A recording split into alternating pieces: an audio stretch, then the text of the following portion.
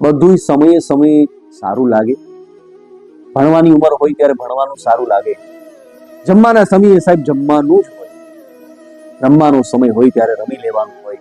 ભણવાનો સમય હોય ને સાહેબ ત્યારે ભણી લેવાનું હોય.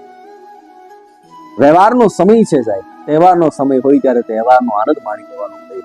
પરિવાર સાથે છો ત્યારે પરિવાર સાથેનો આનંદ માણી લેવાનો સાહેબ.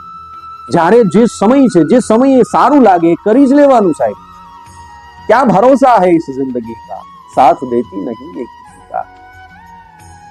સમય જાય ને ત્યારે સાહેબ ગોઠવાઈ જવું.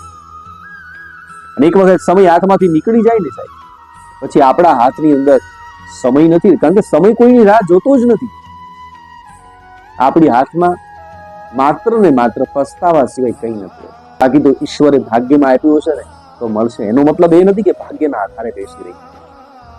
કર્મ તો કરવું જ પડશે, કારણ કર્મ પ્રધાન વિશ્વ કરી રાખા, જો જસ કરહી તસ ફલ ચાહા. જય સિયા.